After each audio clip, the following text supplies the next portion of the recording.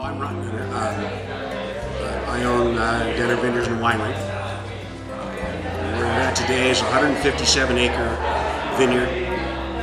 We sell 85% of our grapes to other wineries, such as Justin's Isosceles program, Lenny Coloto, Villa Creek, people such as that. We bought the land in 1997. It was their land, and we developed it from there. So I'm going to start bragging to you at no end. We brought in a gentleman who's considered one of the 3 greatest viticulturists in the world and vineyard designers, and said we want the finest vineyard there is, period. And at that point in my life I had a lot of money. Today, right now, I don't. But I love what I'm doing. So it's like if you go to a nursery, you can buy a $1 bare root rose or you can buy a $50 bare root rose. Everything here is the $50 bare root rose. These are all Chateau Neuf de Pape clones from that area. So they're the best clones in the world. The winery itself was kind of along the same concept. It's all gravity flow. Our point is that we wanted to build a great winery, so if you've got great grapes and a great facility, you've got a good chance of making great wines. So the first person we hired in a winery was a fellow named Paul Smith, who did the footprint of it, and Paul did,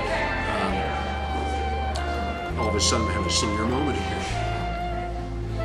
He did Opus 1, and then we had some local consulting winemakers come in here and sat them down and said, if you could have the greatest winery ever built, what would it be? No budget. One of the consulting winemakers was Justin Smith of Saxon fame. He just got 100 points from Parker. Another one was our son, Brian, whose background was he was with William Shelley for 3 years, made wine in Chile for 3 years. The third young man was Scott Hawley, who was the youngest, as I understand it, the youngest head winemaker in the history of Fetzer. He's now a winery consultant and makes wines for just a few specific people. But bragging does not stop, so let me remind you of a fellow named Muhammad Ali. And Muhammad Ali said, when you can do what you say you can do, it ain't bragging, okay? So everything you see on our tasting menu today, everything you see are 90-point plus wines, and they're not from county fairs.